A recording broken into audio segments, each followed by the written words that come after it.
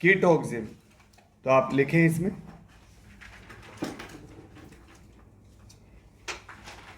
कीटोक्सिम में क्या होता है, ये कैसे बनता है। आर सी डबल बॉन्ड हो, इधर आर डैश, इधर आ जाएगा NH2OH, यहां से क्या बाहर निकल जाएगा, वाटर मॉलिक्यूल बाहर निकल जाएगा। ये क्या बनेगा, RC डबल बॉन्ड N, ये OH, इधर R डैश, और इधर क्या है, लोन पेयर। अब एक बात बता भाई अर्जुन, अगर मेरे पास दोनों R और R क्या हो, सेम हो, तो क्या ये कंपाउंड आइसोमर GI शो करेगा क्या? नहीं करेगा ना भाई, क्योंकि हर sp2 पे दो डिफरेंट ग्रुप होने चाहिए। इस वाले sp2 पे तो दो डिफरेंट ग्रुप दिख ही रहे हैं, एक OH है, एक लोन पेयर। लोन पेयर भी एक डिफरेंट ग्रुप होता है। तो अगर दोनों आर सेम हो जाएंगे तो फिर वो शो करेगा ही नहीं। इसका मतलब सिमेट्रिकल कीटोन जो होते हैं ना, सिमेट्रिक कीटोन, सिमेट्रिक कीटोन क्या होता है, सी डबल बॉन्डों की तरफ दोनों कार्बन, नंबर ऑफ कार्बन क्या हो दोनों में सेम हो, उन्हें सिमेट्रिक बोलते हैं। तो वो वाले कभी भी ऑक्साइम आइसोमेरिज्म शो नहीं करते हैं। तो आप ये नोट कर लें, फिर इसमें पॉइंट नोट कर लें, जल्दी से नोट करो। नेक्स्ट हेडिंग लिखो कीटोक्सिम। तो hence symmetric ketone, symmetric ketone does not show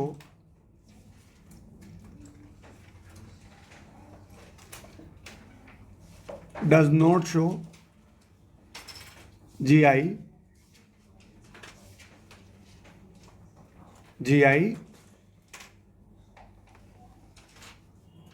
in oxime।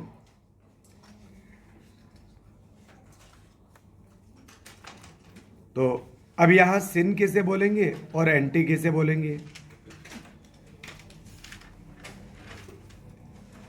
Higher priority alkyl group,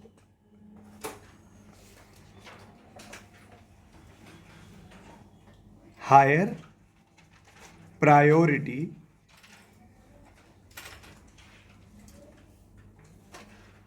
in alphabetical order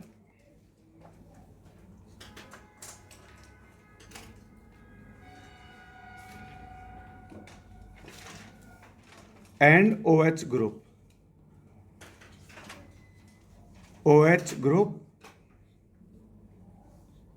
are on same side of double bond. और इसे एंटी कब बोलेंगे, वही सब कुछ सेम रहेगा, opposite side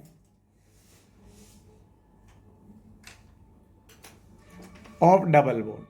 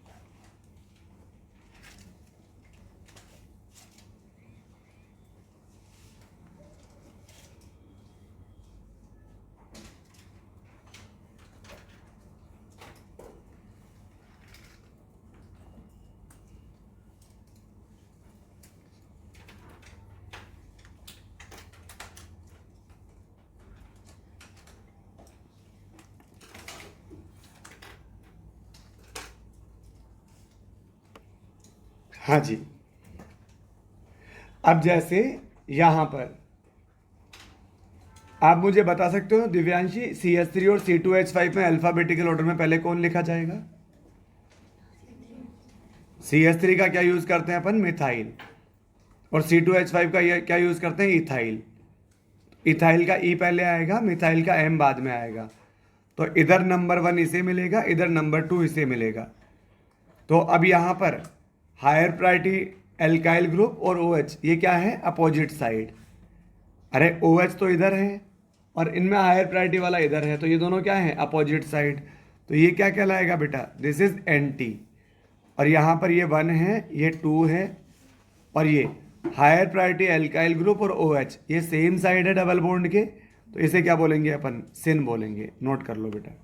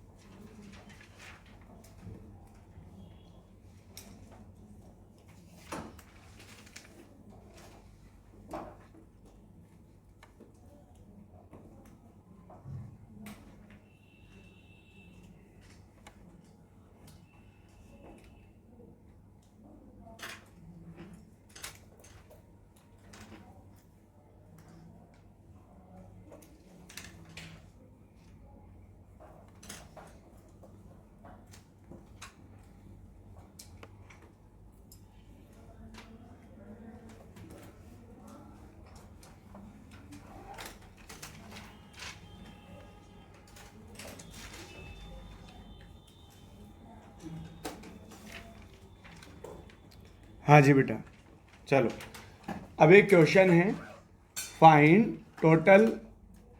total number of oxime isomer, find total oxime isomer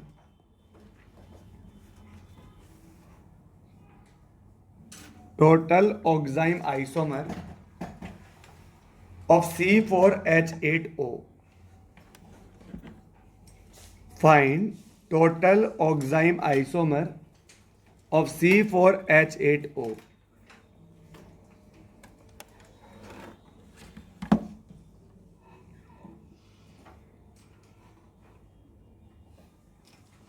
अभी आपको पता होना चाहिए कि ऑक्साइम कौन शो करता है, carbonyl compound oxime isomerism show करते हैं हाइड्रोक्सिल एमीन से रिएक्शन करके। कार्बोनाइल कंपाउंड क्या होते हैं, एल्डिहाइड या कीटोन, ये बनाएंगे ऑक्साइम आइसोमर। तो अब अपन एक काम कर लेते हैं, मुझे पता है सारे एल्डिहाइड ऑक्साइम आइसोमरिज्म शो करते हैं फॉर्मल्डिहाइड को छोड़कर, क्योंकि फॉर्मल्डिहाइड में प्रॉब्लम है ना, दोनों साइड हाइड्रोजन आ जाता है।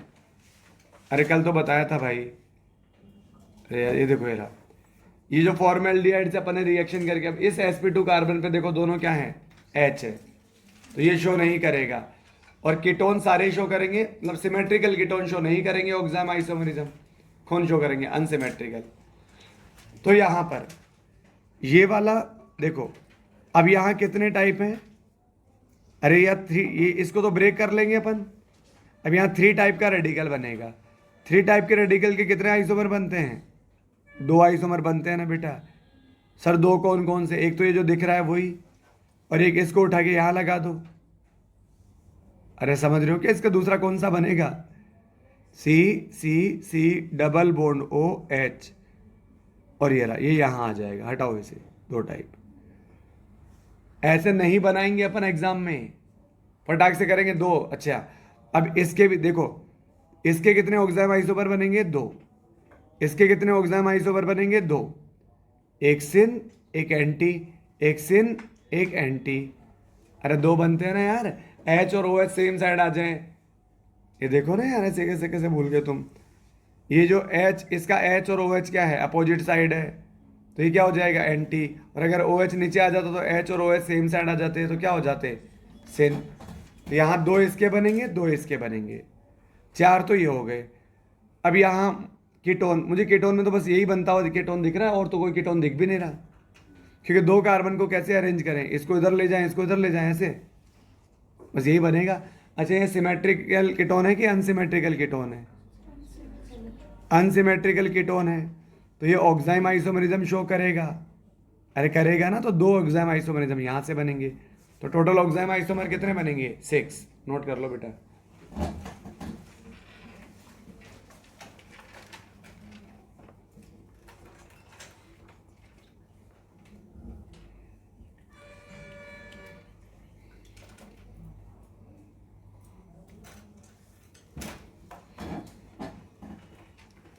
वो जो मैंने क्वेश्चन दिए थे आपको, मैंने वो आपको ग्रुप पर सेंड कर दिए हैं उनके आंसर अभी, तो आप घर जाके आराम से देख लेना उन्हें।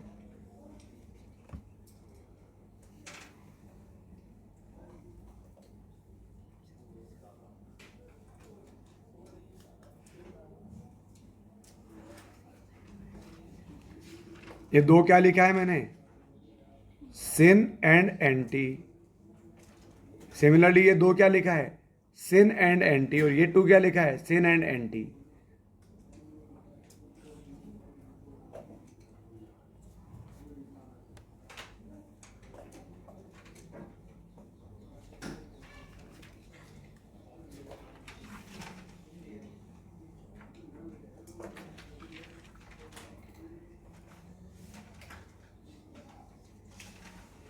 हो गया भाई? क्वेश्चन लिखो। Syn isomer is, syn isomer is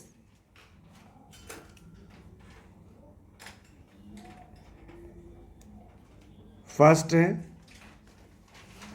pH C double bond NOH H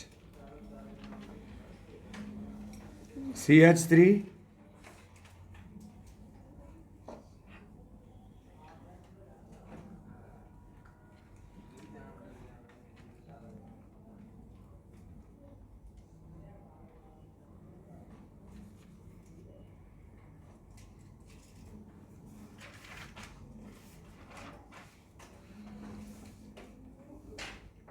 इनमें कौन सा सिन है? H और OH दोनों सेम साइड है, ये सिन है। H और OH अपोजिट साइड है,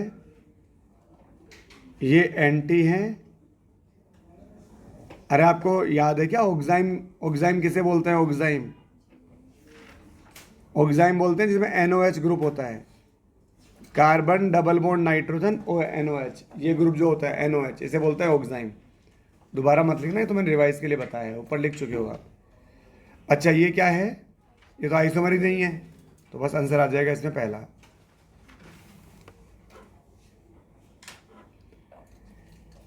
ये वाला GI शो नहीं करेगा।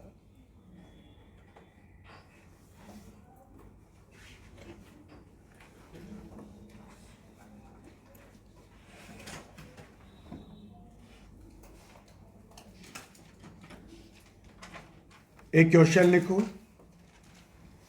Acetone plus NH2OH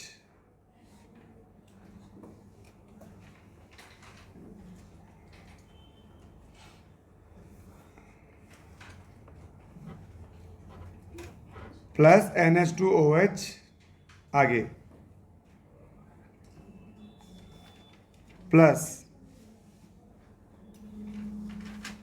it's higher homologue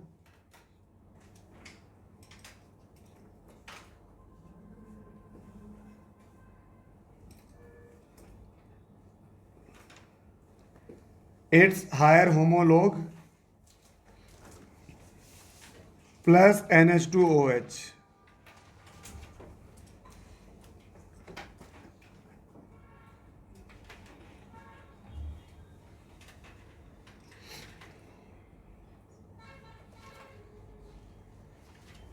Find total oxime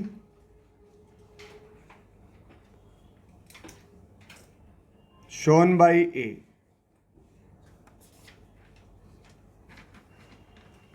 total oxime कितने बनेंगे? जल्दी से सोचो, आंसर बताओ।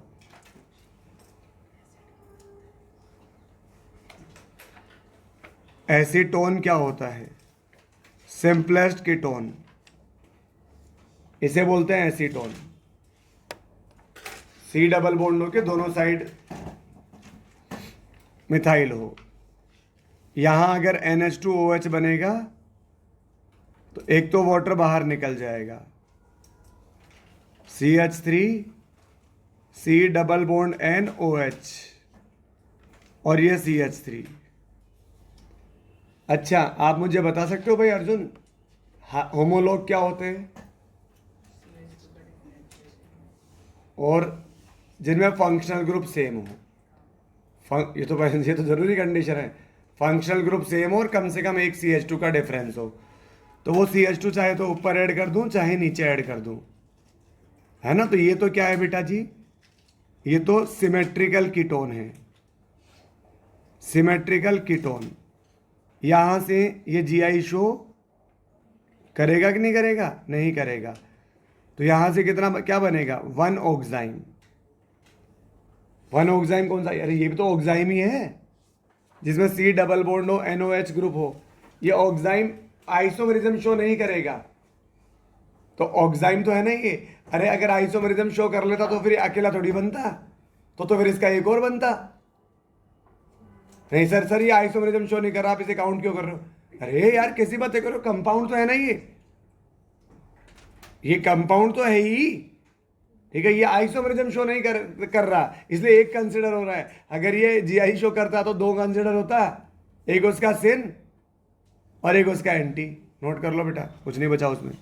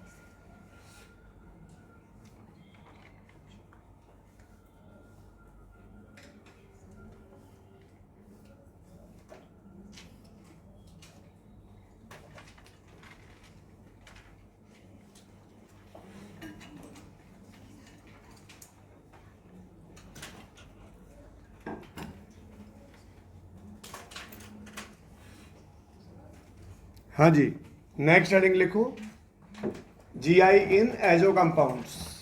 हाँ जी बेटा बोलो। हाँ हाँ करवाया था ना, कौन सा ये? हाँ बोलो बेटा। तो 3 कार्बन के उस पे 2 रेडिकल बनेंगे, तो फिर वो दो भी तो 2 अलग-अलग बनेंगे। तो 2 बन गए ना यार, एक तो ये बन गया 3 कार्बन वाला, और इसका दूसरा टाइप भी मैंने बना दिया ना। नहीं, वो उसके 3 कार्बन है तो वो 2 टाइप के रेडिकल बनाएगा। हाँ बनाएगा, सही बात है। ये हटा दे से, ये हटा दे से, ये बन गया एक टाइप का रेडिकल ईयर है, एक टाइप का रेडिकल ईयर है। मैंने वैसे नहीं लिखा इस बार कि 2 टाइप, मैंने दोनों टाइप ही मेंशन कर दिए वहां पर। उसके भी तो 2 बनेंगे ना। किसके बेटा? इसके ना। वो जो 2 टाइप के रेडिकल बनाएगा उनके भी तो, उसमें भी तो एक से 90 होगा और दूसरे का से 90 होगा। तो हो गया ना बेटी, ये हो तो गया। ये सेन, ये 2 ये रहा और ये 2 ये रहा। ये क्या है दोनों? ये इसी 3 कार्बन, अरे 3 कार्बन से वैलेंसी फ्री करेंगे ना, तो या तो यहाँ से फ्री कर दूँ या यहाँ से फ्री कर दूँ। एक बार तो मैंने यहाँ से फ्री कर दिया और एक बीच से फ्री कर दूँ, यही तो कहना चाह रहे हो आप? अरे 3 टाइप का रेडिकल 2 टाइप से अरेंज होता है, यही तो कहना चाह रहे हो। तो ये एक टाइप तो मैंने ये बना दिया और एक 3 टाइप का रेडिकल ये रहा, एक यहाँ से वैलेंसी फ्री कर दी, समझे? फिर मैंने यहाँ पर CHO लगा दिया और मैंने यहाँ पर CHO लगा दिया, तो एक कंपाउंड ये रहा नीचे वाला और ये रहा ऊपर वाला। अरे अभी तक क्या होता था कि दो टाइप तीन तीन तीन कार्बन का रेडिकल दो टाइप से अरेंज होगा, मैं उन्हें अलग अलग नहीं लिखता था। इस बार मैंने उन्हें अलग अलग मेंशन कर दिया, ज़्यादा एलेबोरेट करके समझा दिया, वहीं मिस्टेक हो गई। इसमें ये सिन और एंटी कैसे? अरे बनेगा ना बेटा, जब वो NOH बनेगा फिर एक बार OH नीचे आ सकता है H की साइड में, एक बार OH ऊपर जा सकता है। सर ऊपर वाले में भी सिन और एंटी होगा, नीचे में भी सिन और एंटी होगा। हाँ जी, तो 4 हो गए। हाँ मैं भी फिर तो 4 हो गए। एक second, oh my God, my mistake. Total 2 + 2 + 2 = 6। चलो नेक्स्ट, इसमें कोई डाउट का पॉइंट है ही नहीं उस जगह, है ना, बन रहा है तो फिर ठीक है, या तो समझ आ ही गया होगा, नहीं तो फिर बाहर पूछ लेना। आगे चलते हैं। GI इन एजो कंपाउंड्स,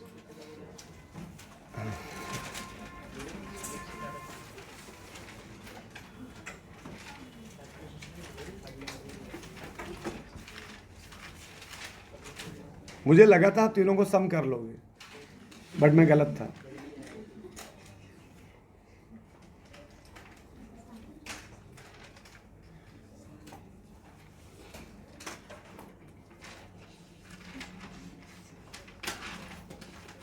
यहां पर अगेन वही सेम तरीका, सिन किसे बोलेंगे? If both lone pair are on same side, और एंटी किसे बोलेंगे? Opposite side. अगर दोनों लोन पेयर सेम साइड में है, अच्छा तो महंग मुझे बताइए, कंपाउंड हमेशा GI शो करेगा कि नहीं करेगा? ये तो हमेशा ही GI शो करेगा, क्योंकि इसमें जीवन भर हमेशा ही डिफरेंट ग्रुप लगे होंगे दोनों sp2 नाइट्रोजन पे। भाई लोन पेयर अलग है और वहां जो लगा होगा वो अलग है ना, तो सेम ग्रुप हो ही नहीं सकते। तो all azo compound will show GI, सारे के सारे एजो कंपाउंड GI शो करेंगे, ठीक है।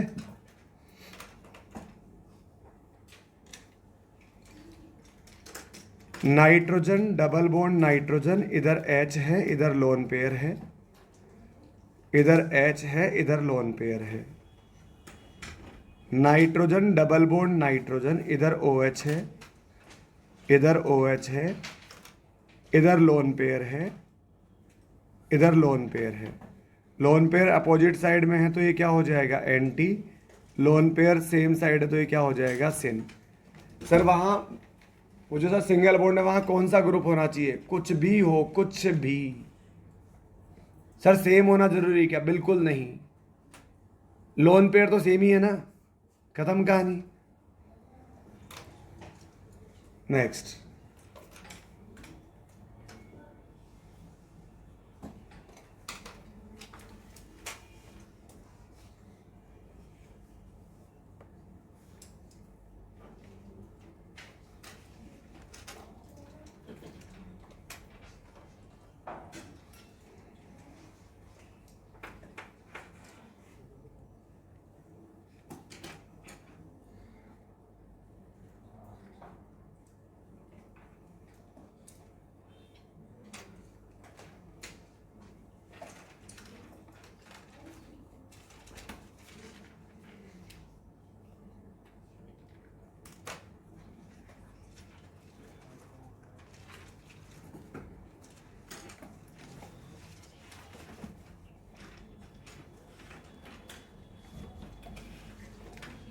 नेक्स्ट हेडिंग लिखो बेटा, GI in cycloalkane.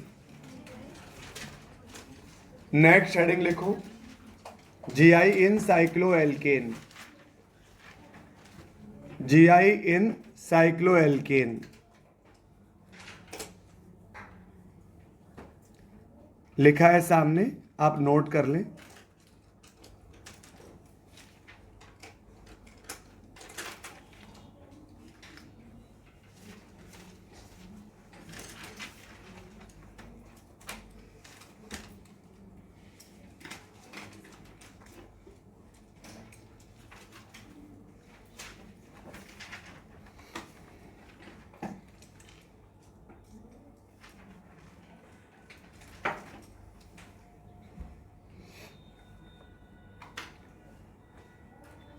GI in cycloalkane, condition for GI in cycloalkane, at least 2 sp3 carbon atom must have 2 different group। अब फिर भी अगर यहाँ पर भी लोगों को डाउट आ जाता है, सर एक पर 2 डिफरेंट ग्रुप होंगे तो होगा क्या जीआई? अरे लिखा है एट लीस्ट 2 sp3 कार्बन जिन पे 2 डिफरेंट ग्रुप हो, खत्म कहानी। कम से कम 2 sp3 कार्बन होने चाहिए जिन पे 2 डिफरेंट ग्रुप लगे होने चाहिए। ठीक है, तो जैसे एक क्वेश्चन है, which of the following will show GI, कौन सा कंपाउंड जीआई शो करेगा? यहां एक क्लोरीन लगा है, यहां एक क्लोरीन लगा है,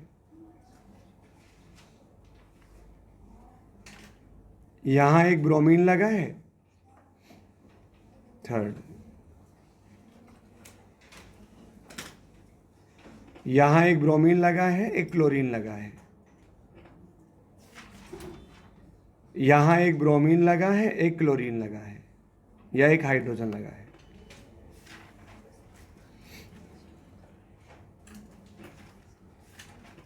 हाँ जी, यहां बोल दो क्लोरीन और क्लोरीन लगा है। चलो, अब इन तीनों में मुझे बताना है कि ये जीआई शो करेंगे कि नहीं करेंगे। ठीक है, ये पहला वाला जीआई शो करेगा कि नहीं करेगा? ये sp3 कार्बन है, ये वाला sp3 कार्बन है, 2 कार्बन तो रिंग में गए, उनको तो छोड़ो, बाकी जो 2 वैलेंसी बची उन पे 2 डिफरेंट ग्रुप चेक करने हैं मुझे। तो एक तो Cl के साथ जुड़ा है, अब बनाएगा तो 4 बॉन्ड ना हो, तो 4th बॉन्ड किससे बना रहा होगा? हाइड्रोजन से। इसका मतलब यहाँ कौन है? एक हाइड्रोजन। यहाँ कौन है? एक हाइड्रोजन। तो एक इस sp3 पे भी 2 डिफरेंट ग्रुप है, इस sp3 पे भी 2 डिफरेंट ग्रुप है, तो ये वाला कंपाउंड जीआई शो करेगा। ये वाला कंपाउंड जीआई शो करेगा क्या? इस sp3 कार्बन पे तो 2 डिफरेंट ग्रुप है, Br और H, लेकिन इस पे तो नहीं है ना 2 डिफरेंट ग्रुप, दोनों ग्रुप क्या है? सेम है। इस पे भी दोनों ग्रुप क्या है? सेम है, दोनों हाइड्रोजन है। तो एक से काम नहीं चलेगा बेटा, 2 ग्रुप होने चाहिए कम से कम। ठीक है, तो ये वाला जीआई शो नहीं करेगा। ये वाला करेगा कि नहीं करेगा? इस वाले पे 2 डिफरेंट ग्रुप लगे हैं, इस वाले पे 2 डिफरेंट ग्रुप लगे हैं। ठीक है, यहाँ अगर मैं लगा दूँ, एक Cl लगा दूँ, एक I लगा दूँ, इस वाले पे भी 2 डिफरेंट ग्रुप लगे हैं, तो बिल्कुल करेंगे ही करेंगे जीआई शो। नोट कर लो बेटा।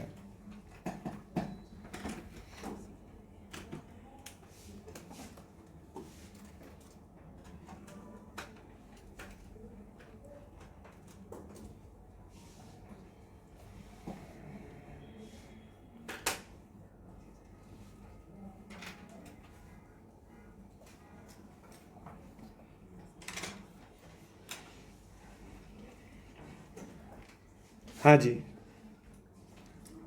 अब एक नोट आता है यहाँ पर, पहले अपन नोट समझेंगे। 3D रिप्रेजेंटेशन, ठीक है, ऑफ ऑर्गेनिक कंपाउंड।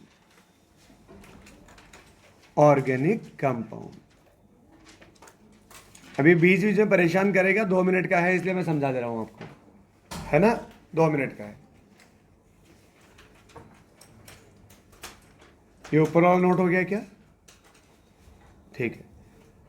जैसे यहां पर मेरे पास में इसे बोलते हैं वेज डैश रिप्रेजेंटेशन। कभी बताया थोड़ी वेज डैश? नहीं। वेज डैश रिप्रेजेंटेशन,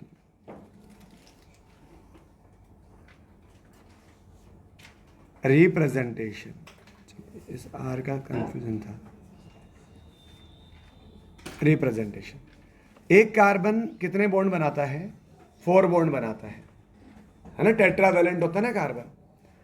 तो अब कार्बन जो 4 बॉन्ड बनाता है, ये रहा उसका फर्स्ट बॉन्ड, ये रहा उसका सेकंड बॉन्ड, ये रहा उसका थर्ड बॉन्ड,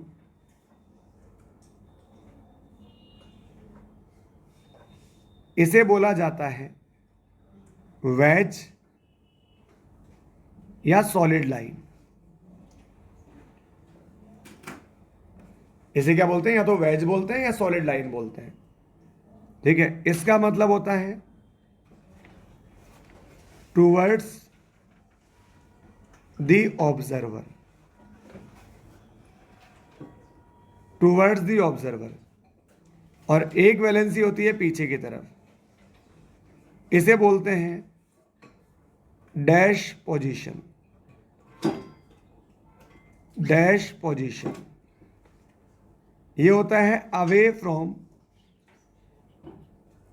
फ्रॉम ऑब्जर्वर। ठीक है। अब इसमें ये जो है, यहां जो प्रेजेंट है वो, यहां जो प्रेजेंट है वो, और ये कार्बन, ये क्या है? इन प्लेन। ये 3 एटम तो एक प्लेन में होते हैं, एक एटम प्लेन से बाहर की ओर होता है, ऑब्जर्वर की ओर, और एक होता है प्लेन के अंदर की तरफ। जैसे आपने टेट्राहेड्रल तो आई थिंक देखा ही होगा। टेट्राहेड्रल इस तरह से होता है, ये इस तरह से ऐसा होता है ना टेट्राहेड्रल। तो अगर टेट्राहेड्रल ऐसे मैं थोड़ा सा ऐसे बना लेता हूं। अब इसमें क्या होगा? ये वाला जो बॉन्ड है वो, ये वाला जो बॉन्ड है वो, ये तो बिल्कुल अगर मैं पीछे ले जाऊं तो ये इस बोर्ड पे चिपक जाएगा, ये वाला। तो ये वाला जो एटम लगा है यहां पर, यानी ये जो पोजीशन है, ये आपकी तरफ है, आपकी तरफ, और ये आपसे दूर की तरफ है, यानी बोर्ड के अंदर की तरफ है। बोर्ड से अंदर की तरफ है ये, इस तरह से। तो ये डार्क लाइन ये वाला है, वो डैश लाइन ये वाला है। Towards the observer, you are the observer, और ये है away from the observer, outside the plane. इसे आउटसाइड द प्लेन भी बोलते हैं, उसे इनसाइड द प्लेन बोलते हैं। अगर मैं इस बोर्ड को एक प्लेन मानूं ना, तो ये वाला तो बाहर की तरफ होगा और वो वाला अंदर की तरफ होगा। ये 3D रिप्रेजेंटेशन होता है। समझ आ गई बात आपको? अरे बोलो भाई। तो 3 एटम एक प्लेन में होते हैं, बीच वाला कार्बन, और ये दोनों वाले दोनों एटम या ग्रुप, और ये जो दोनों होते हैं ये आउट ऑफ द प्लेन होते हैं। ठीक है। ये होता है sp टेट्राहेड्रल। नोट कर लो बेटा।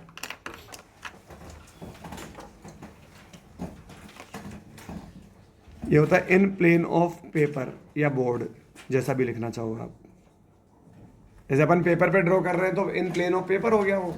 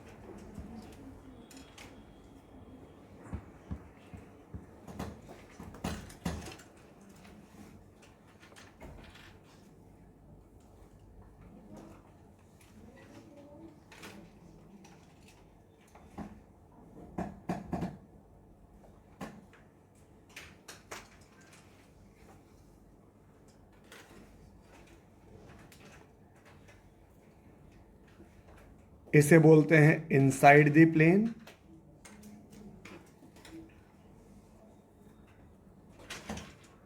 इसे बोलते हैं आउटसाइड द प्लेन।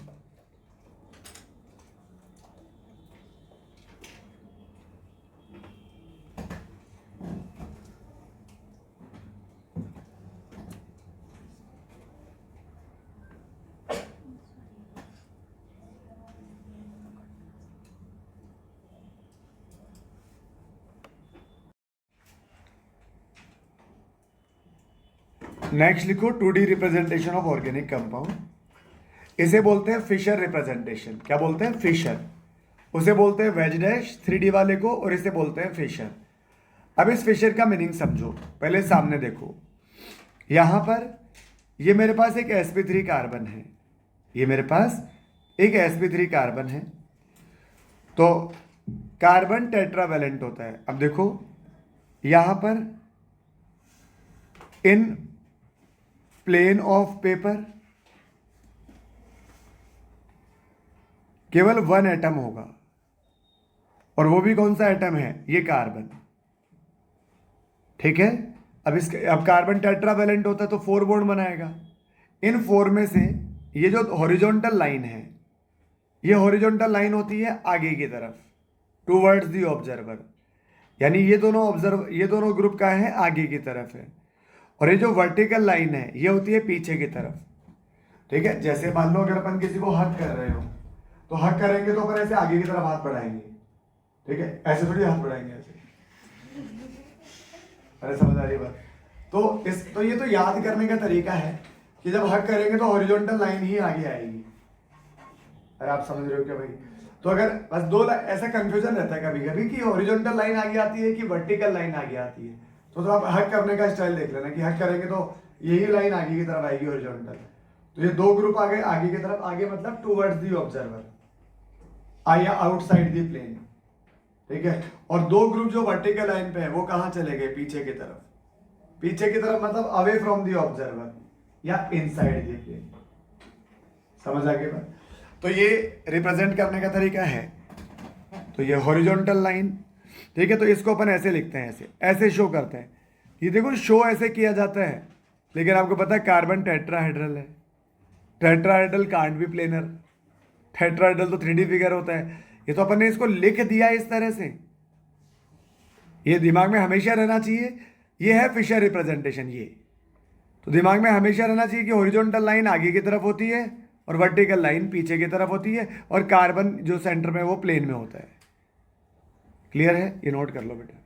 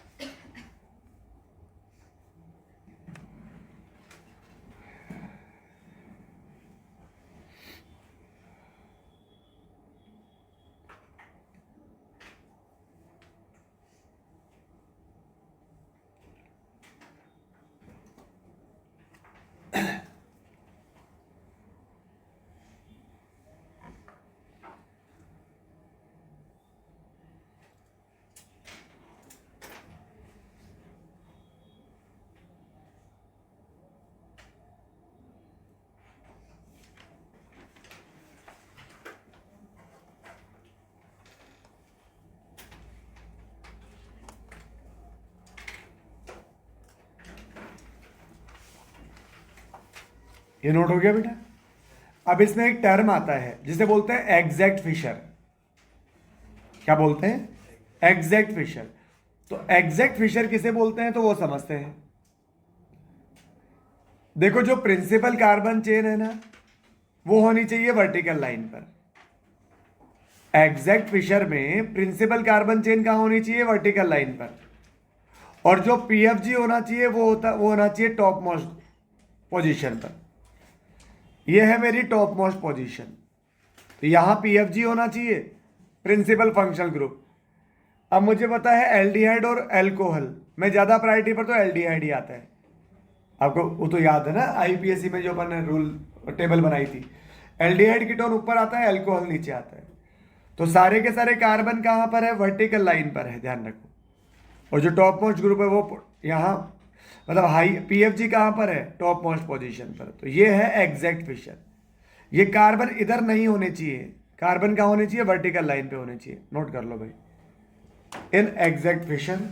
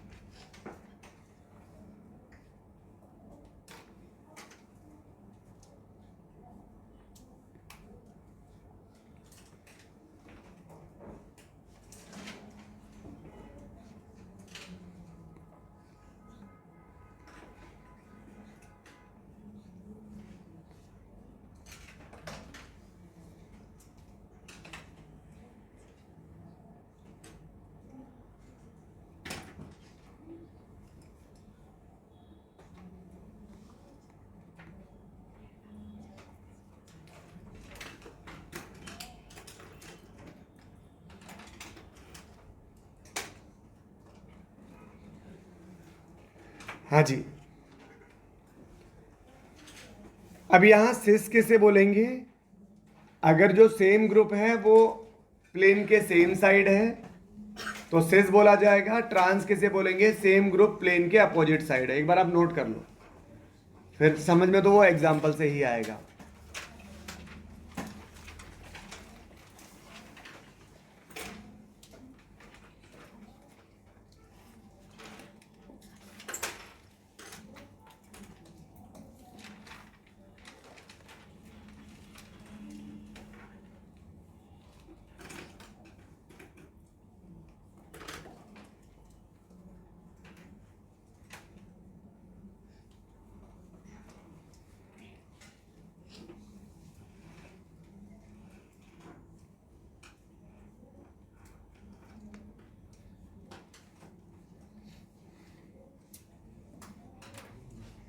जैसे एक एग्जाम्पल है,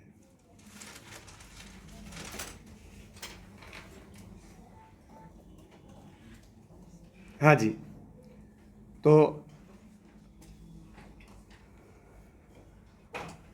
यशा आप मुझे ये बताएं, ये कंपाउंड जीआई शो करेगा कि नहीं करेगा? अब भाई साइक्लोएल्केन में sp3 कार्बन देख लो, कम से कम 2 sp3 कार्बन होने चाहिए जिन पे 2 डिफरेंट ग्रुप लगे होने चाहिए, है ना। तो ये बिल्कुल ये शो करेगा जीआई, है ना। This will show GI. अच्छा, एक यहां पर आप मुझे बता सकते हैं कि ये कंपाउंड सिस है या ट्रांस है? अभी नहीं पता अपन को, अभी अभी रुको जरा, अभी नहीं पता। अब इसके 2 तरीके बनेंगे। एक इसका ये बनेगा,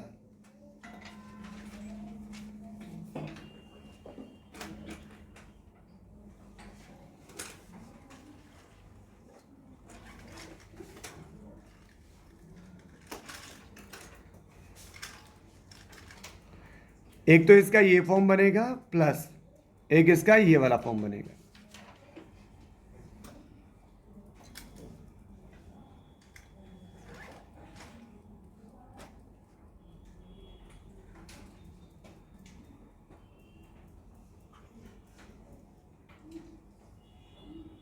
ठीक है, तो इसके 2 आइसोमर बनेंगे इस तरह से। एक बार दोनों सीएल कहाँ है? ऊपर की तरफ है। मतलब मैं जैसे अपन कॉपी में लिख रहे हैं तो कॉपी वाला एक प्लेन मान लेता हूं। अब दोनों Cl पहले वाले में तो कहाँ है, ऊपर की तरफ है, और दोनों H कहाँ है, नीचे की तरफ है। और ये वो पेपर, ये साइक्लोप्रोपेन हो गया पेपर के अंदर। अरे समझ रहे हो क्या यार? तो दोनों Cl कहाँ है, towards the observer, wedge line पर है। दोनों Cl कहाँ है, वेज लाइन पर। तो सेम साइड है दोनों Cl। अरे जैसे ये क्या हो गया, ये प्लेन हो गया, ये प्लेन, ये कहाँ है, ये आगे की तरफ है, और वो डैश कहाँ है, पीछे की तरफ है। तो दोनों सेम साइड, ये प्लेन के सेम साइड Cl है, तो ये क्या हो जाएगा, सिस। और यहाँ पर एक Cl आगे की तरफ है ये वाला, और दूसरा Cl कहाँ है, पीछे की तरफ। तो एक ऐसे है, एक ऐसे है। पहले वाले में तो दोनों ऐसे हैं, दोनों Cl इस तरह से हैं, तो प्लेन से आगे की तरफ। दूसरे वाले में एक Cl यूं है, एक Cl यूं है, तो प्लेन से अपोजिट डायरेक्शन में है।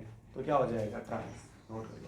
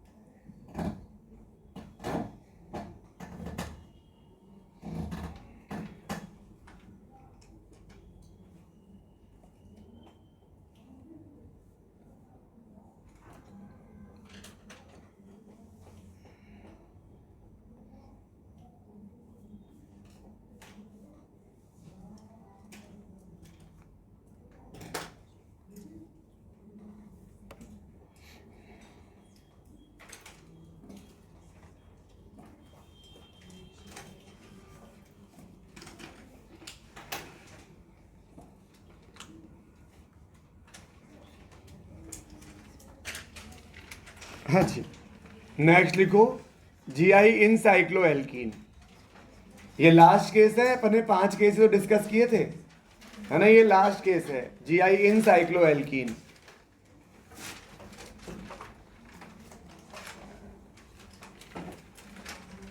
ये मैंने एक साइक्लिक एल्कीन का सैंपल बना दिया। अच्छा जी, अब यहां पर अपन कोई एटम लगा लेते हैं। ठीक, ये मिथाइल मिथाइल मिथाइल मिथाइल ऐसे बना लो आप। हो गया भाई। अब यहां 2 केस है, मतलब अब कुछ भी नोट मत करो क्योंकि यहां कंफ्यूजन होता है थोड़ा सा। अब ये वाला कंपाउंड Gi शो करेगा कि नहीं करेगा। अच्छा मुझे एक बात बताओ, चलो ये वाला कंपाउंड Gi शो करेगा कि नहीं करेगा। ये साइक्लोएल्केन दिख रहा है आपको, ये साइक्लोएल्केन में Gi की कंडीशन पता है आपको, एटलीस्ट 2 sp3 कार्बन ऐसे हो जिन पे 2 डिफरेंट ग्रुप लगे हो। तो इस sp3 कार्बन पे एक तो मिथाइल दिख रहा है साफ साफ, हर कॉर्नर का मतलब कार्बन होता है, पता है आपको। इस कार्बन ने 3 बॉन्ड बनाए, पता है आपको। तो बाकी 4th बॉन्ड कौन बनाएगा, हाइड्रोजन बनाएगा। तो एक मिथाइल एक हाइड्रोजन, एक मिथाइल एक हाइड्रोजन शो करेगा कि नहीं करेगा। अरे बोलो भाई, करेगा। 2 कार्बन आ गए ना sp3 वाले जिन पे 2 डिफरेंट ग्रुप अटैच हैं, सिंपल, ये Gi शो करेगा। करेगा लेकिन सिग्मा सिंगल बॉन्ड के रेस्पेक्ट में, सिग्मा बॉन्ड के रेस्पेक्ट में। यहां कहीं पाई नहीं है। अरे यहां कहीं पाई बॉन्ड नहीं है, नहीं ना, इधर है ना, इधर है ना, इधर है, कहीं भी नहीं है। तो ये वाला Gi शो करेगा। ओके, अच्छा जी, अभी ये Gi शो करेगा कि नहीं करेगा, 100% करेगा। अरे वो जो पहले के उन दोनों मिथाइल के रेस्पेक्ट में जहां पहले शो कर रहा था वहां तो अभी भी शो करेगा। एक बार दोनों मिथाइल ऊपर की तरफ आ जाए सिस हो जाएगा, एक बार एक मिथाइल ऊपर एक मिथाइल पीछे चला जाए तो ट्रांस हो जाएगा। अरे यस और नो, अरे बोलो भाई। ठीक है, तो यहां अलोंग विद सिग्मा बॉन्ड, ठीक है, तो इट इज इट इज, अगर आप अच्छा ये कंपाउंड साइक्लो एल्केन है कि एल्कीन है? साइक्लो एल्कीन है, लेकिन मैं पाई बॉन्ड को देख ही नहीं रहा। अभी पाई बॉन्ड वाला केस जहां पर मल्टी ये CH3 ग्रुप लगे हैं, अभी तो मैंने उनको देखा ही नहीं। अभी तो मैं ऊपर वाले CH3 की बात कर रहा हूँ, ऊपर वालों की बात कर रहा हूँ, तो वो तो वैसे ही है जैसे साइक्लो एल्केन था। नीचे वाले का तो कोई इंपैक्ट आया ही नहीं है अभी तक।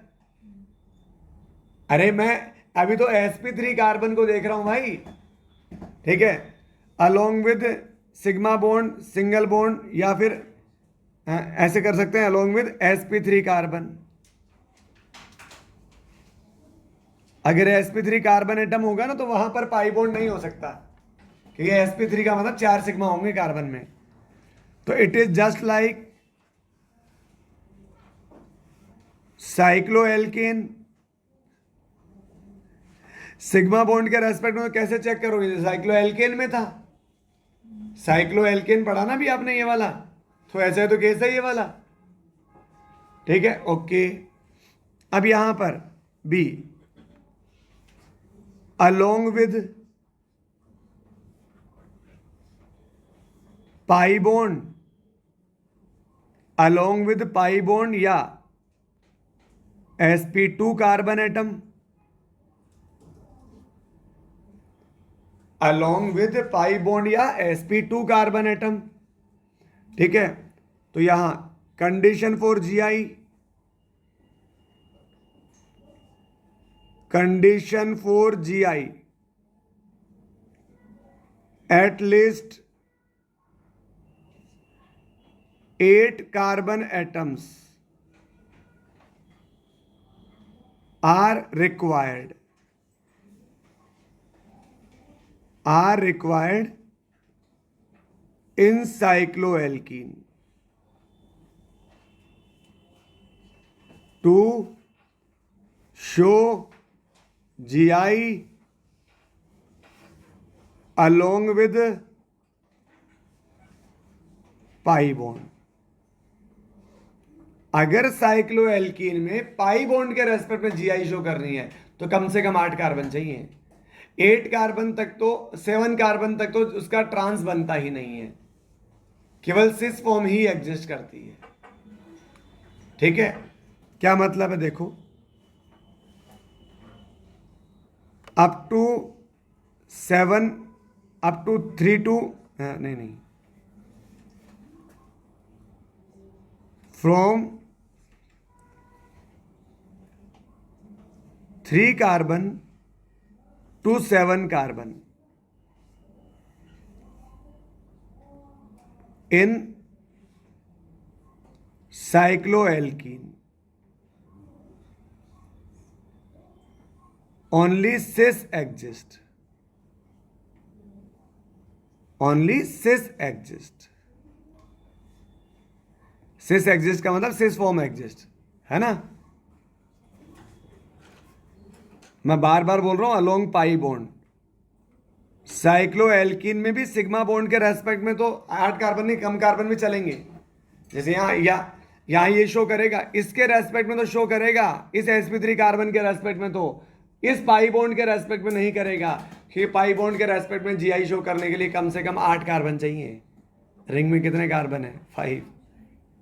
तो पाई बॉन्ड के रेस्पेक्ट में शो नहीं करेगा, पर इनके रेस्पेक्ट में तो करेगा ना। एक बार दोनों मिथाइल ऊपर आ जाए तो सिस, एक बार एक मिथाइल ऊपर एक मिथाइल नीचे तो ट्रांस, ठीक है। नहीं सर क्या बात करते हो सर ये भी तो ऊपर नीचे आ सकता है सर। हैं, क्या मजाक कर रहे हो? ऊपर नीचे, ये तो sp2 कार्बन है। sp2 तो ट्राइगोनल प्लेनर होता है। sp2 ज्योमेट्री क्या होती है? ट्राइगोनल प्लेनर, एक प्लेन में होता है, वहां थोड़ी ऊपर नीचे होता है। sp3 कैसा होता है?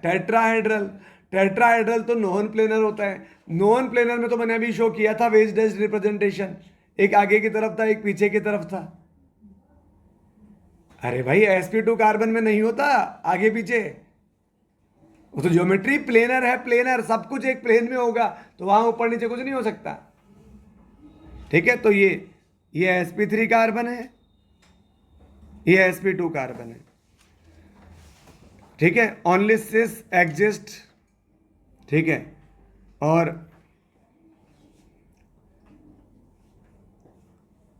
8 कार्बन टू 11 कार्बन, स्टेबिलिटी सिस की ज़्यादा होगी ट्रांस से, और 12 कार्बन और मोर, यहां जो स्टेबिलिटी आएगी ये ट्रांस की ज़्यादा होगी सिस से, ट्रांस की ज़्यादा होगी सिस से। अभी थोड़ा सा याद करने वाला सा पोर्शन आ गया यहां पर, ठीक है। अब मैं समझाता हूं आपको। देखो, जैसे 8 कार्बन है, 8 कार्बन,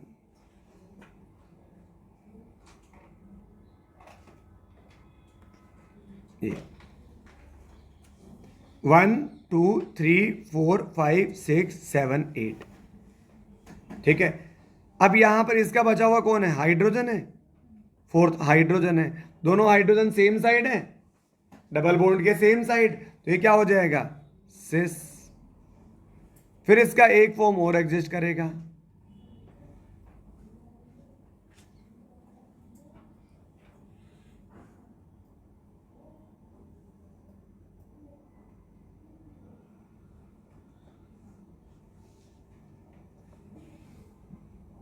नहीं ये मजा नहीं है इसमें।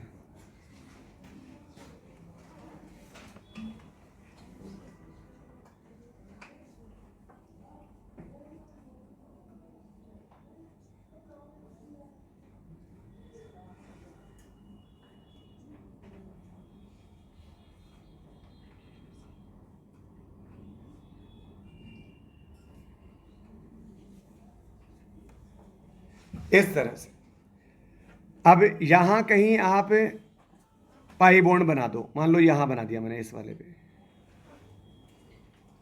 अब यहां देखो इस पाई बॉन्ड पे, ये पाई बॉन्ड है, इसके इस कार्बन ने, दिव्यांशी कितने कितने बॉन्ड बना लिए? इस वाले कार्बन ने 3 बना लिए ना, और इस वाले ने कितने बनाए? 3। अरे वो 3 बनाए वो, अरे यार तुम्हें 3 दिखाई नहीं देता है। कौन बोला था 2? कौन बोला था ये? तुम्हें नहीं समझ आएगा यार, ऐसा कैसे हो सकता है?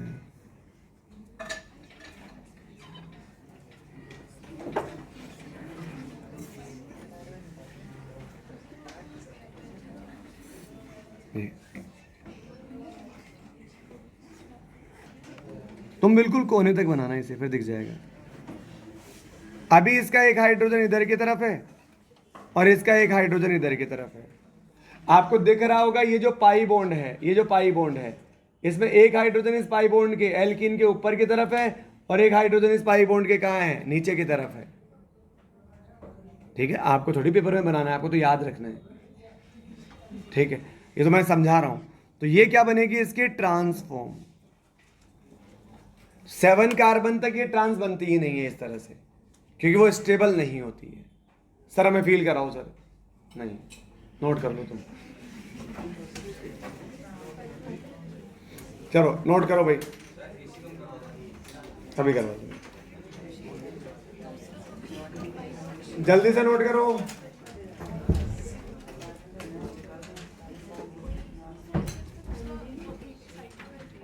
हाँ ओके, अरे वो एसी बंद कर दे भाई।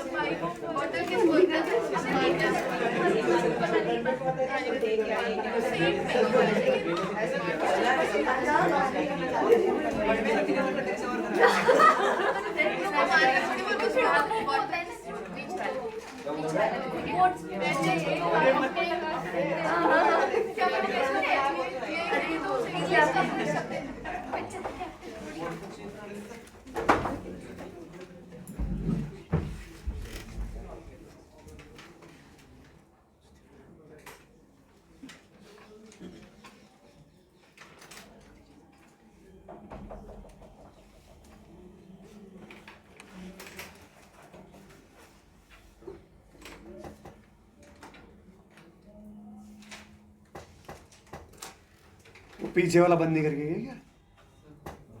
बंद नहीं किया? ठीक है।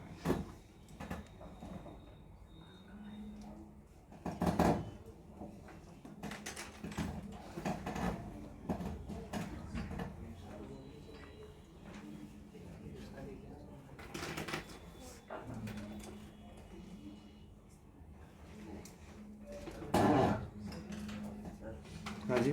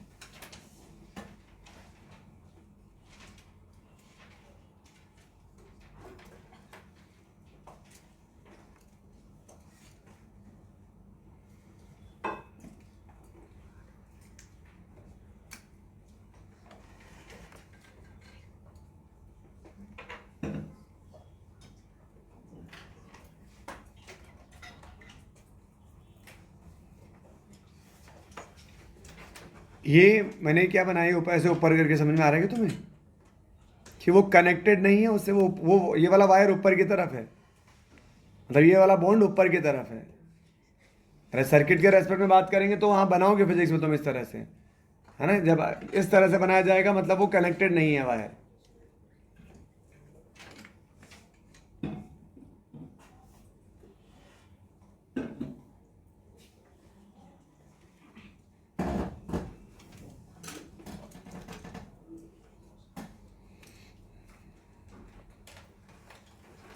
अगर ऐसे अपोजिट साइड नहीं समझ में आ रहा तो थोड़ा और दूर बना दो उसे, ऐसे इस कोने में खींच के ले जाओ उसको, उधर ऊपर को अपने ऊपर की तरफ खींच के ले जाओ ऐसे, फिर अपोजिट समझ में आ जाएगा।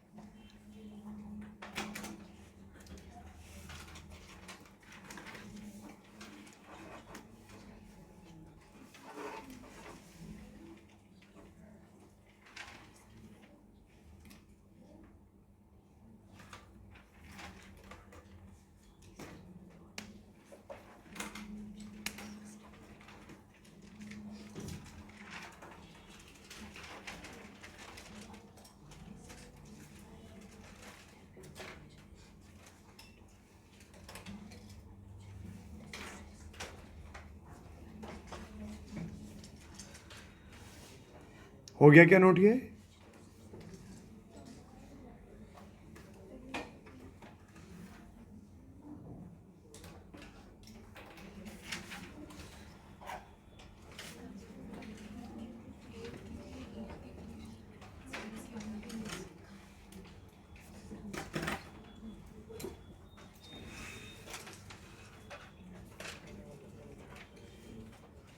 हाँ जी,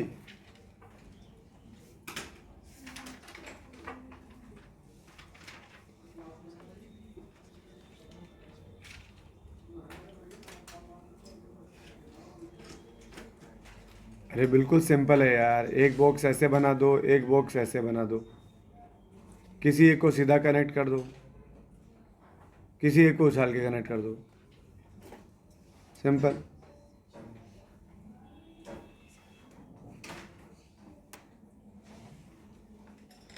चलो एक क्वेश्चन लिखो, which compound can show GI. First वाला देवत शो करेगा कि नहीं करेगा GI? First compound sp3 carbon वाली कंडीशन सोच लो, कम से कम 2 sp3 कार्बन होने चाहिए जिन पे डिफरेंट ग्रुप होने चाहिए, बताओ भाई। तो नहीं है ना, यहां पर दोनों क्या है, मिथाइल। इस पे जरूर दोनों डिफरेंट है, इस पे एक इथाइल और एक एच है, तो ये वाला शो नहीं करेगा, ये वाला करेगा कि नहीं करेगा? ये क्या है, ये बेंजीन रिंग क्या होती है? बेंजीन रिंग में तो सारे कार्बन पे पाई बॉन्ड होता है, तो साइक्लोएल्कीन के रेस्पेक्ट में शो करने के लिए तो 8 कार्बन चाहिए। इसका मतलब यहां तो नहीं होगा शो, बेंजीन तो शो नहीं करेगी, पर ये साइक्लोएल्केन जो है ये शो करेगा कि नहीं करेगा? तो आप देखो इस पे 2 डिफरेंट ग्रुप, ये जो sp3 कार्बन है इस पे एक तो बेंजीन लग रही है, एक एच लग रहा है, एक बेंजीन लग रही है और एक एच लग रहा है, तो ये तो शो करेगा भाई, सही बात है ना? तो ये शो नहीं करेगा, ये शो करेगा, नोट करो भाई। अब बाकी आप सोचते जाना।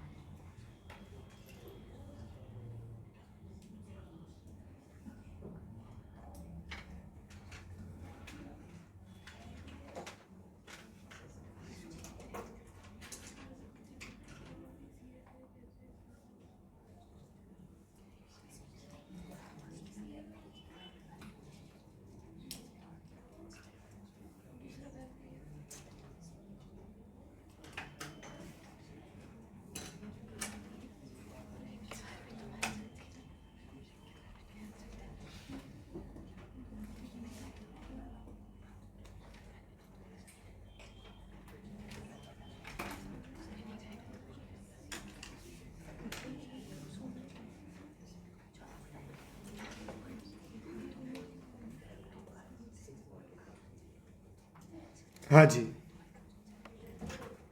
तो what about third one? Third वाला जीआई शो करेगा कि नहीं करेगा? नहीं। अब यहां 2 सिस्टम है, यहां एक तो एल्कीन है और एक साइक्लोएल्केन है। तो देखो साइक्लोएल्केन में 2 sp3 कार्बन पे डिफरेंट ग्रुप मुझे नजर नहीं आ रहे। इस वाले sp3 कार्बन पे तो 2 डिफरेंट ग्रुप हैं, Cl और H, पर यहां दोनों HH HH HH HH और ये sp3 है नहीं, हटाओ इसे। अब ये जो साइक्लोएल्कीन है, नहीं सॉरी, ये जो एल्कीन है, एल्कीन के हर sp2 कार्बन पे 2 डिफरेंट ग्रुप होने चाहिए। इस sp2 कार्बन पे 2 डिफरेंट ग्रुप है, एक H और एक Cl। अरे ये H है ना, ये H ऐसे बीच में थोड़ी है, ये तो कार्बन से कनेक्टेड है। इस sp2 कार्बन पे 2 डिफरेंट ग्रुप है क्या? तो कार्बन ने, ये वाला कार्बन है, ये वाला कार्बन, इसको ढंग से देखो, इस वाले कार्बन ने 4 बॉन्ड बना रखे हैं, 2 तो इधर, छोड़ो उनको तो, अब 2 पीछे की तरफ। अब आप चलो पीछे की तरफ, इससे मुझे ये तो चेक करना डिफरेंट ग्रुप है कि नहीं है। जैसे अगर अभी ये यहां ना होकर ना, ये अगर यहां होता तो ये शो करता। कैसे शो करता? इस वाले कार्बन पे 2 डिफरेंट ग्रुप है कि नहीं है, इसे अच्छे से समझो यार। इस वाले कार्बन पे 2 डिफरेंट ग्रुप है या नहीं है, मुझे बताओ। अरे बोलो ना भाई, है। अब इस वाले कार्बन पे चेक करते हैं। इस वाले कार्बन पे ऊपर की तरफ गया तो कार्बन और उस पे लगा है Cl। इस वाले कार्बन पे आया नीचे की तरफ, इस पे लगा है H। तो डिफरेंस आया कि नहीं आया? अरे आया कि नहीं आया? आया ना डिफरेंस, तो ये तो शो करेगा भाई। पर ये एक्चुअल में यहां थोड़ी था, ये तो एक्चुअल में यहां था। अब आप यहां ऊपर गए, फिर इधर इधर इधर नीचे गए, कोई डिफरेंस नहीं। फिर आगे की तरफ चलो, यहां की तरफ चले, ठीक है, और उतना ही इधर से आगे चलो, यहां तक कोई डिफरेंस नजर नहीं आया। मैं डिफरेंस देखने जा रहा हूं कि डिफरेंस है कि नहीं है।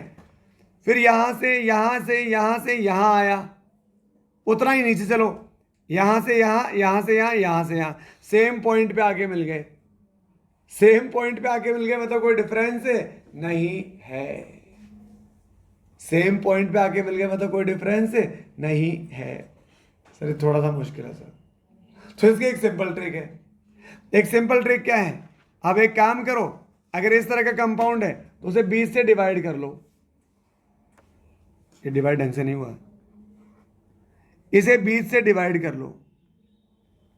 अब 20 से डिवाइड करके दोनों को देखो, कोई डिफरेंस नजर आ रहा है क्या ऊपर और नीचे? अरे ऐसे 20 से कट किया है अपन ने, काटा है उसे, काटा, कट किया है। अब ऊपर और नीचे सेम सीन है कि अलग अलग है? सेम सीन है। इसका मतलब कोई डिफरेंस नहीं है। मतलब इस sp2 कार्बन पे 2 डिफरेंट ग्रुप नहीं है। ठीक है, चलो हो सकता है और भी कहीं हो यहां पर ऐसा। तो ये वाला कंपाउंड GI शो नहीं करेगा अगर ये नहीं करेगा। ऐसे इसे अपन कट कर लेते हैं ऐसे। तो आप अगर आपके पास दूसरा पेन हो तो आप ऐसे कट कर लेना, इसे पीछे की तरफ ऐसे, पेंसिल हो तो पेंसिल से कट कर लेना। देखने का तरीका है ये वाला कंपाउंड शो करेगा कि नहीं करेगा?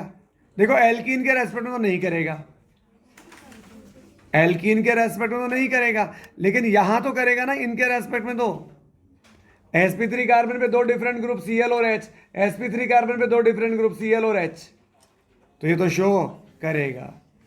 What about this one? अब देखो वो वाला एग्जांपल मैंने यहां बना दिया, ये वाला, कि अब इस कार्बन पे तो 2 डिफरेंट ग्रुप है H और Cl, लेकिन इधर वाले कार्बन पे चेक करो, इधर वाले कार्बन पे ऊपर CH2 नीचे CH2, कोई डिफरेंस नजर नहीं आया। उस CH2 के आगे चलो तो इधर भी CH2, लेकिन जब इस CH2 के आगे चलोगे तो इधर CH और एक क्या आ गया वहां पर, CH3। डिफरेंस आया कि नहीं आया? आया। ठीक है, तो ऐसे वैसे अपन देखते नहीं है, अपन तो ऐसे ऐसे करते हैं, ऐसे ऐसे बीच से कट कर लो ऐसे। हाँ तो ये दोनों ऊपर नीचे का सीन सेम है क्या? सेम नहीं है ना भाई सीन। इसका मतलब ये GI शो करेगा क्योंकि यहाँ sp2 कार्बन पे 2 डिफरेंट ग्रुप हैं। ठीक है, तो ये GI शो करेगा। ये वाला करेगा कि नहीं करेगा? अच्छा, इस sp2 कार्बन पे 2 डिफरेंट ग्रुप है कि नहीं है? अरे बोलो है कि नहीं है? CH3 और H। इस sp2 कार्बन पे डिफरेंट ग्रुप है कि नहीं है? अगेन वही 20 से डिवाइड कर लोगे, 20 से डिवाइड कर लोगे तो यहाँ पर सिमेट्री नहीं आएगी, अलग अलग कंपाउंड है, तो ये भी शो करेगा। नोट कर लो बेटा। हाँ बोलो बेटा।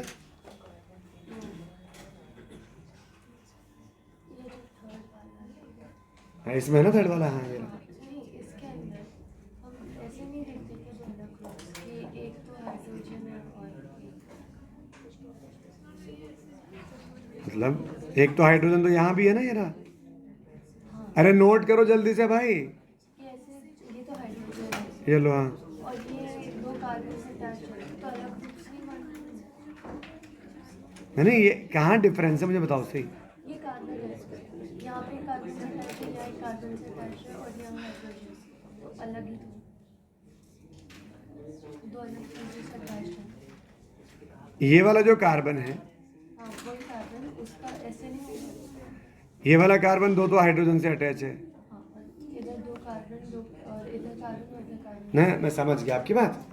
तो आपको ऐसे, इसका मतलब अब आप, मैं तो चेक कर रहा था एल्कीन के रेस्पेक्ट में, आप चेक कर रहे हो sp3 कार्बन के रेस्पेक्ट में। तो sp3 कार्बन पर, sp3 कार्बन पर दो डिफरेंट ग्रुप होने चाहिए। तो है क्या sp3 कार्बन पे दो डिफरेंट ग्रुप? नहीं नहीं, अरे ये, अरे बेटा कॉन्सेप्ट तो है कि चारों ग्रुप डिफरेंट होने चाहिए, पर एक्चुअली क्या है, साइक्लोएल्केन में दो ग्रुप तो, जैसे कोई भी आइटम है, जैसे ये वाला आइटम है, दो ग्रुप तो रिंग में बना ही रहा है, दो बॉन्ड तो फिर उनको चेक नहीं करते। अपन उनसे कनेक्टेड जो दो ग्रुप है ना, ए और बी, ये डिफरेंट होने चाहिए। जो जिस रिंग से कनेक्टेड है उस रिंग में एटम को कंसिडर नहीं करते हैं अपन। अच्छा, तो उन कार्बन का नहीं नहीं देखेंगे उनको, अलग। नहीं कहेंगे।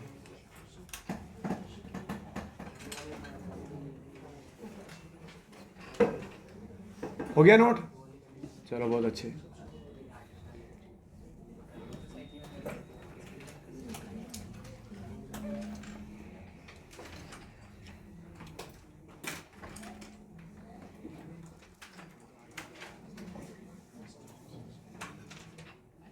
चलो एक और बताओ, seventh, carbon double bond carbon,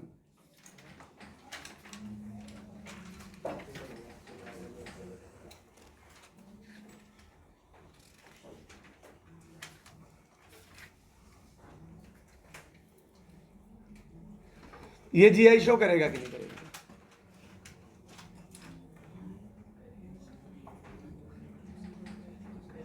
करेगा। किसके रेस्पेक्ट में? एल्कीन के रेस्पेक्ट में। अरे एल्कीन के रेस्पेक्ट में, क्योंकि इस sp2 कार्बन पे दोनों ग्रुप क्या है? Different.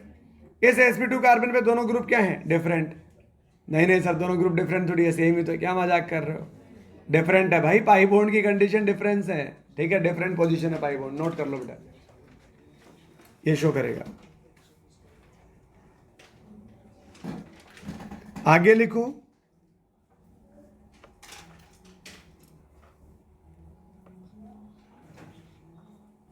Physical property of GI, geometrical isomers की फिजिकल प्रॉपर्टी।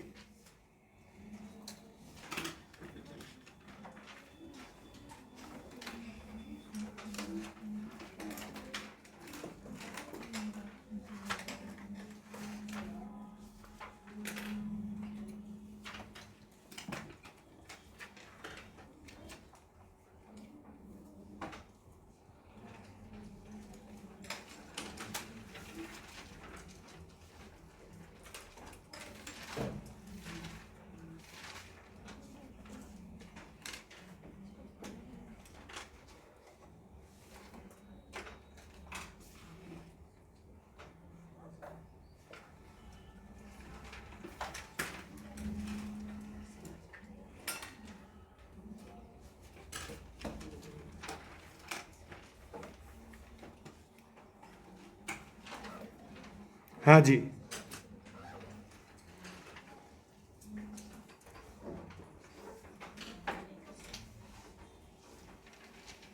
नेक्स्ट हेडिंग लिखो, फिजिकल प्रॉपर्टी ऑफ जीआई। इसमें पहला पॉइंट लिखो डाइपोल मोमेंट।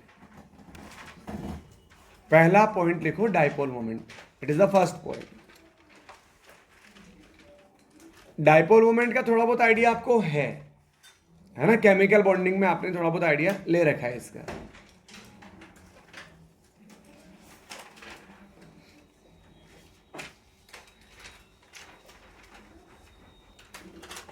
कोई मॉलिक्यूल पोलर है कि नहीं है कैसे पता लगता है? डाइपोल मोमेंट से।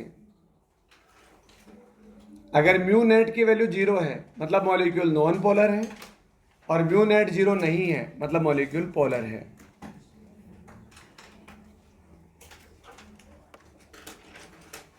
नोट करते जाएं।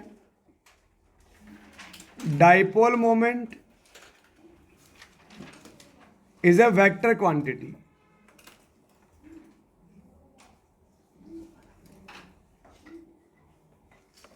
Dipole moment is a vector quantity.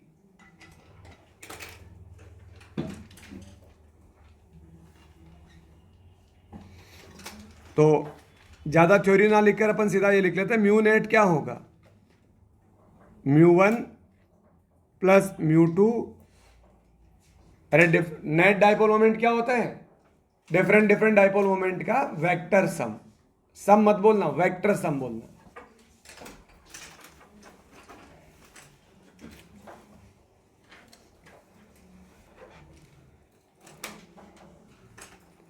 जैसे एक एग्जांपल है, C डबल बॉन्ड C, इधर CH3 इधर CH3, इधर H और इधर H। C double bond C, इधर CH3 इधर CH3, इधर H और इधर H। ठीक है, ये क्या है बेटा जी? ये सिस है। और ये क्या है? ये ट्रांस है, ट्रांस। ठीक है, ये क्या है? Alkyl group. अच्छा, आप मुझे बता सकते हो डाइपोल मोमेंट की डायरेक्शन कहां होती है? लेस ईएन से मोर ईएन की ओर। इसकी डायरेक्शन कहां से कहां होती है? Direction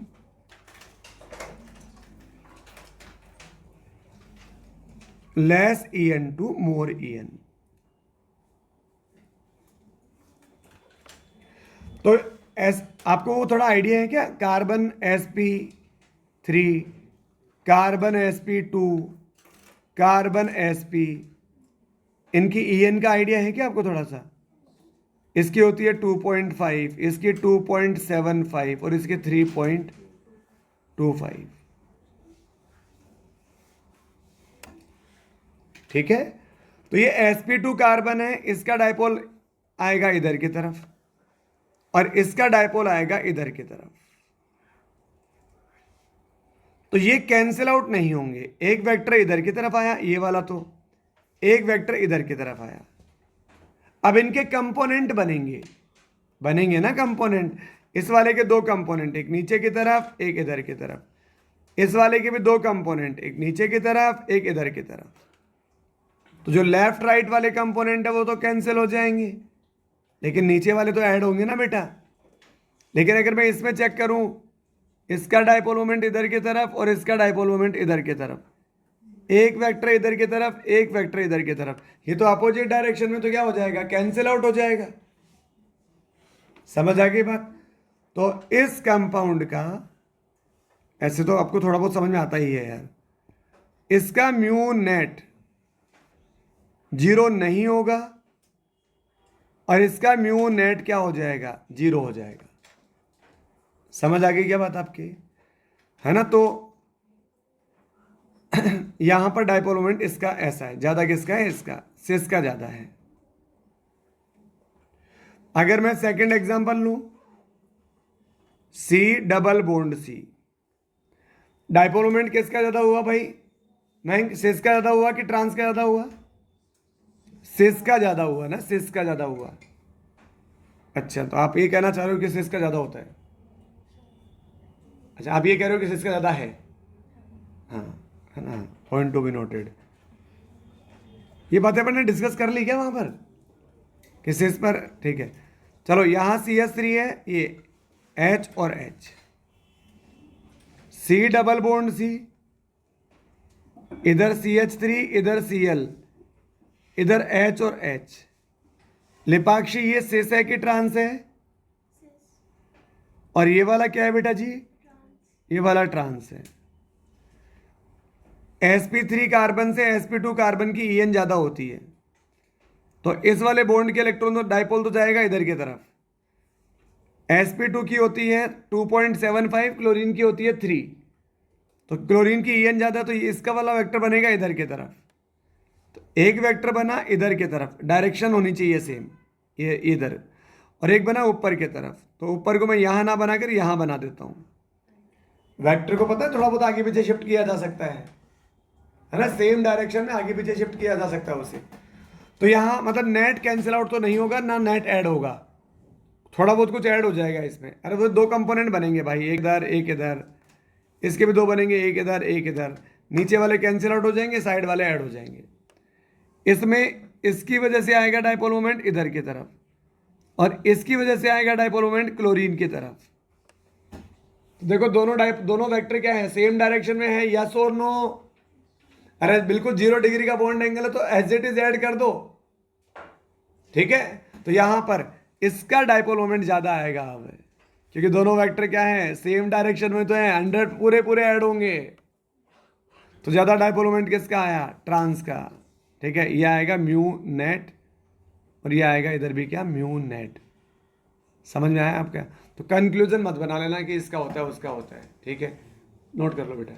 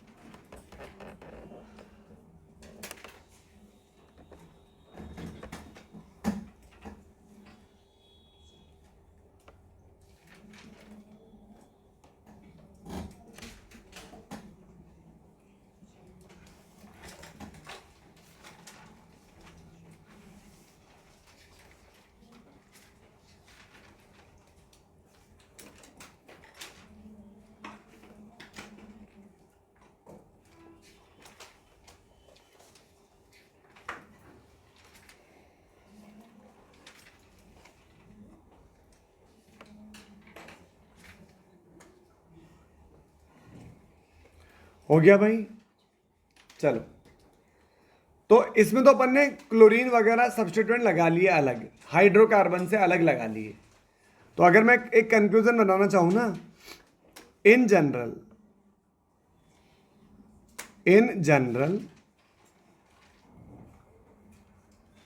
in alkene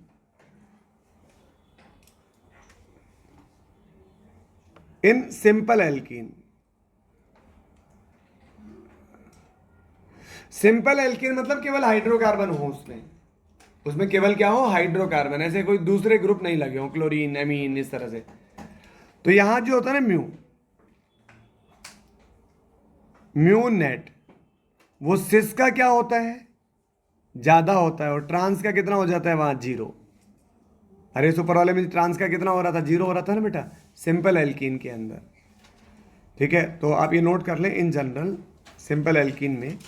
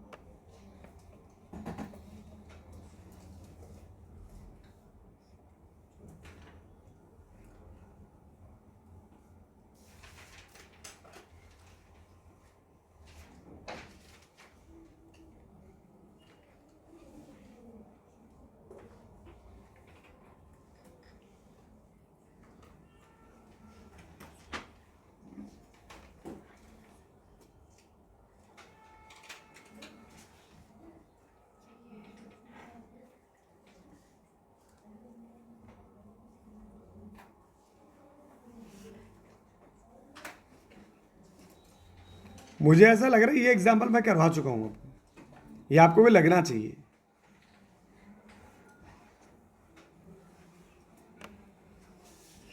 chemical bonding में ये एग्जाम्पल तो अपन ने किया ही है।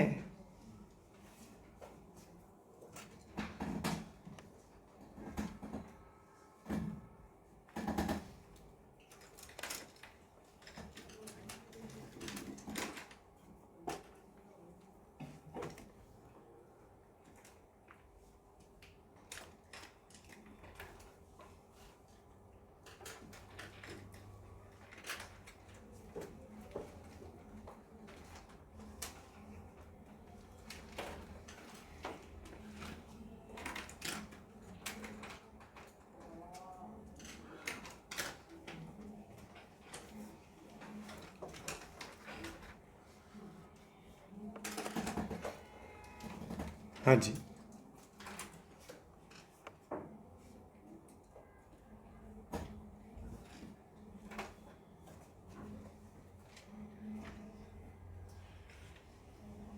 हो गया नोट। सेकंड लिखो,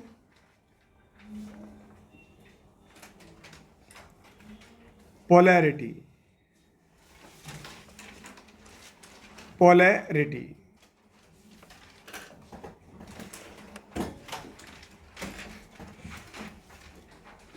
ये मैं ऊपर ही बता चुका हूं वैसे।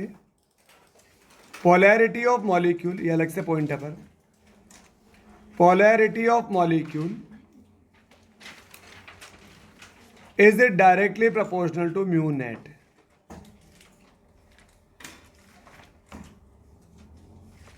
Polarity of molecule is directly proportional to mu net।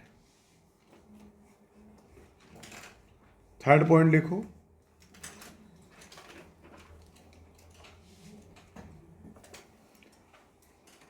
Boiling point. Boiling point, boiling point directly proportional होता है वैन डर वाल फोर्स के।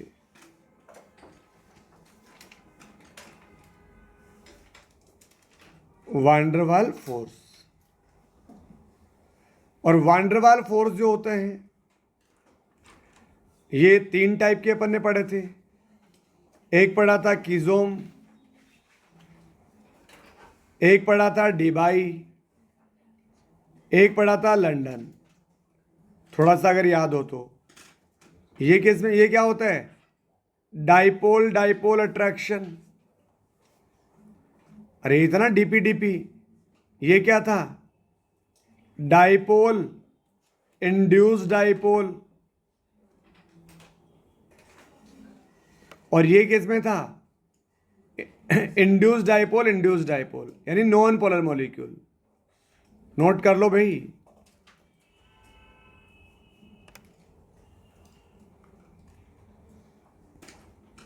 इंड्यूस्ड डाइपोल,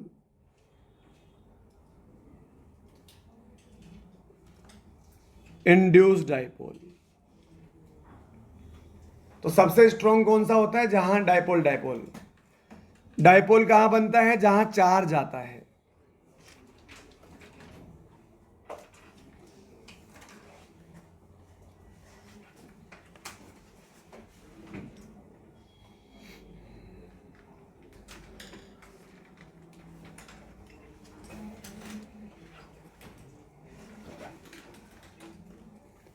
इसका मतलब बॉइलिंग पॉइंट ये डायरेक्टली प्रोपोर्शनल होगा म्यू नेट के, म्यू नेट या पोलैरिटी के।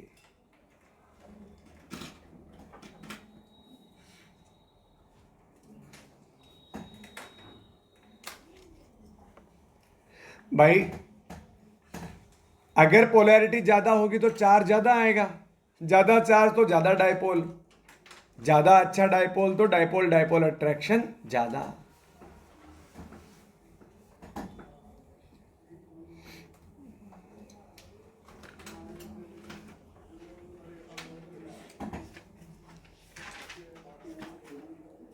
फोर्थ लिखो melting point.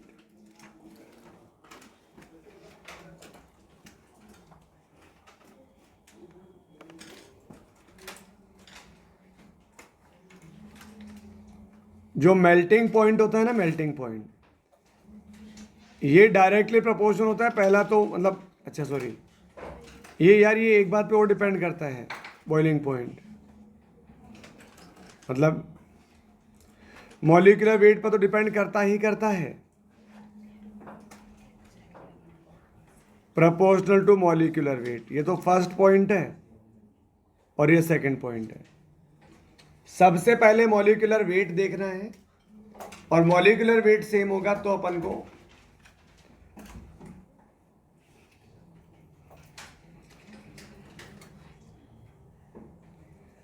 Type of force देखना है। ये मतलब उन पे भी डिपेंड करता है, ठीक है।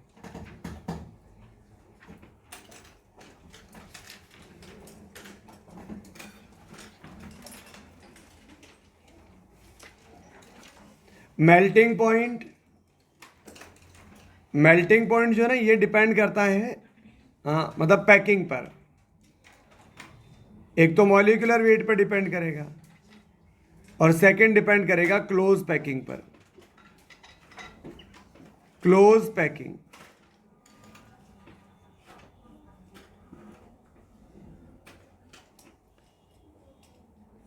मॉलिक्यूलर वेट चेक करना है पहले, मॉलिक्यूलर वेट सेम होगा तो फिर चेक करना है अपन को क्लोज पैकिंग किसकी अच्छी है, पैकिंग किसकी अच्छी है।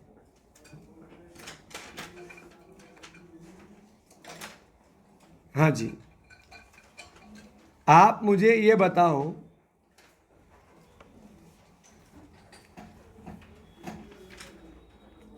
तन्मय, आप मुझे बताओ इनमें कौन सिस है कौन ट्रांस है?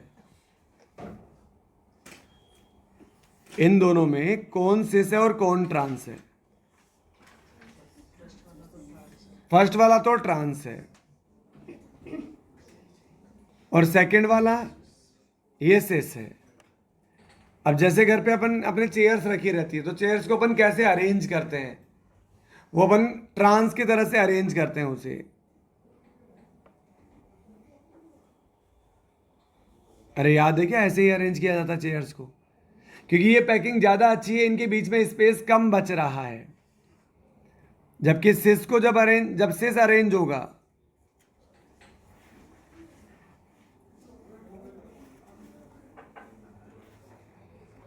तो ऐसे अरेंजमेंट में बीच में बहुत सारा खोखली जगह रह जाती है और खोखला स्ट्रक्चर कभी भी स्टेबल नहीं हो सकता। तो ज्यादा अच्छी पैकिंग कौन सी है? ट्रांस वाली। तो जिसकी पैकिंग अच्छी है उसका मेल्टिंग पॉइंट भी अच्छा होगा। नोट कर लो बेटा। तो मेल्टिंग पॉइंट जो होता है वो ट्रांस का ज़्यादा अच्छा होता है, ज़्यादा ज़्यादा होता है किससे? सिस से।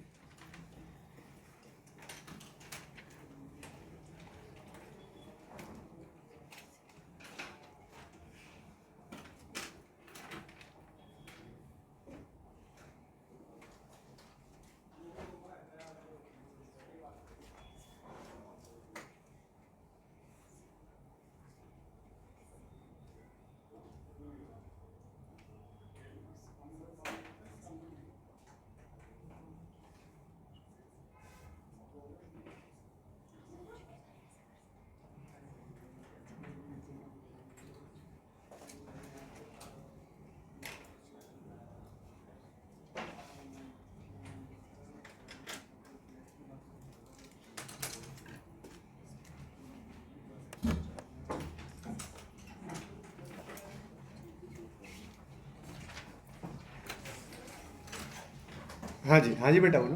सिस को वैसे अरेंज नहीं कर सकते। अपन तो किसी को अरेंज नहीं करते, वो अपने आप अरेंज होते हैं। तो जब वो अपने आप अरेंज होते हैं ना बेटा, तो ट्रांस वाले इस फॉर्मेट में जब अरेंज होते हैं तो पैकिंग ज़्यादा अच्छी पाई जाती है, और इस फॉर्मेट में जब वो अरेंज होते हैं तो पैक बीच में वैकेंट स्पेस बहुत ज़्यादा होता है ना। तो ये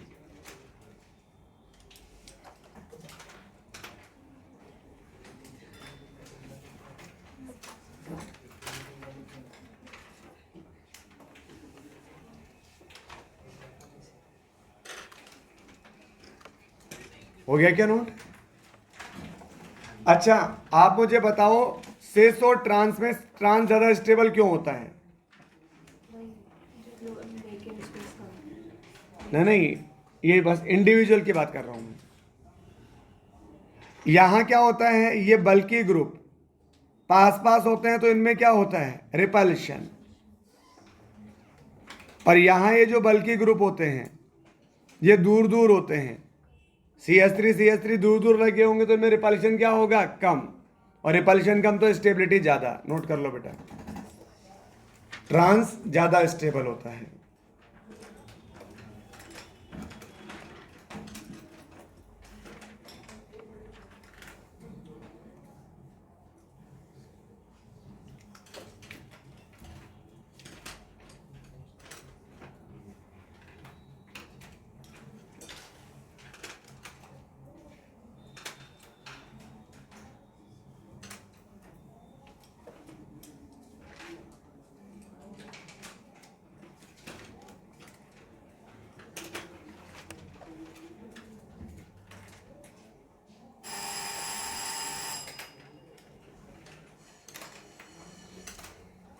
तो आज अपन ने GI के बारे में पढ़ा। साइक्लोएल्केन में ऑक्साइम से स्टार्ट किया था।